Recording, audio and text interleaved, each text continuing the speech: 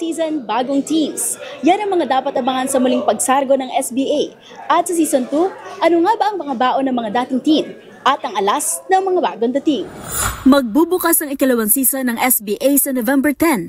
Tampok ang dalawang bagong kupunan, ang Makati Titans at Parañaque Kings. Ang paglawak ng liga ay isang mahalagang hakbang sa layunin ng SBA na ma-professionalize ang billiards sa Pilipinas at bigyan ng mas malawak na plataporma ang mga pinakamagagaling na cue artists sa bansa.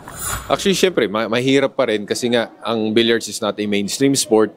Pero natuwa ako na nagkaroon kami ng additional 2 teams for Season 2. And for Season 3, sana mas madagdagan pa siya.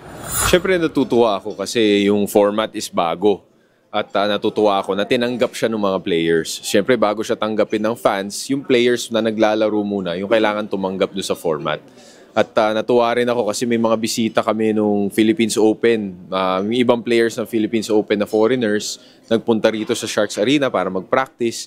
Sabi nila, nung napanood nila yung SBA sa mga TV dito sa arena, sabi nila, they think that the sport should be played this way.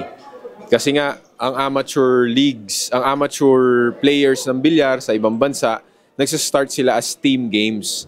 Pagdating nila sa professional, nagiging individual sport siya. So para sa mga foreigners na nakausap ko, doesn't make sense daw na nag-start sila amateur team game, tas pagdating sa professional, individual na. So sabi nila maganda raw yung ginagawang team game na. May 6 na ngayon na kupunan ang sasali sa torneo na inaasahang maghahatid ng mas matinding labanan at mas malalaking panalo. Ang pagbuo ng 2 bagong kupunan ay bunga ng nationwide scouting tours ng SBA noong taong ito upang makilala ang mga bagong talento at mapalawak ang sakop ng liga sa buong bansa. Sa Season 2, magtatagisan ng 6 na kupunan, ang Season 1 champions na Taguig Stallions, Manila MSW Mavericks, Quezon City Dragons, Negros Occidental Pillars, Makati Titans at Parañaque Kings. Para sa amin, gagawin namin yung best namin. Pinaghahandaan talaga namin tong Season 2 kasi hindi kami kasali nung Season 1.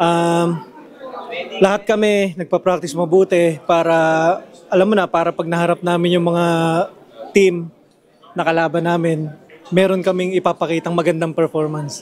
Yung papakitang gilas ka, tsaka yung hindi ka dapat matakot sa kalaban. Kailangan yun eh.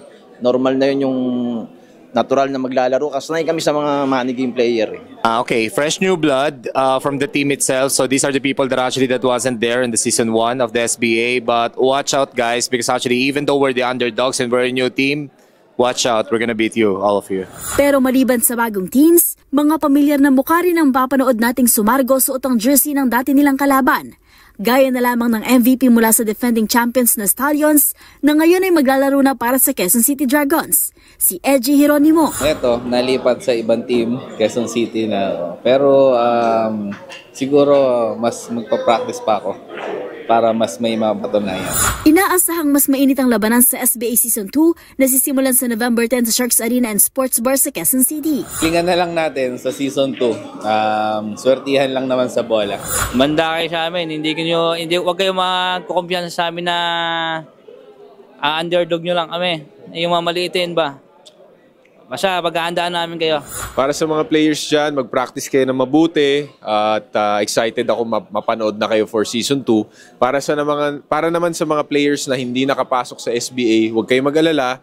Tuloy-tuloy lang ang scouting tour namin. Hindi kami titigil hanggang mid-season ng Season 2 para makahanap pa ng players. Para naman sa mga fans, excited na rin akong mapanood nyo itong SBA Season 2 namin at samahan nyo ako at tulungan nyo kami. Suporta lang kailangan namin.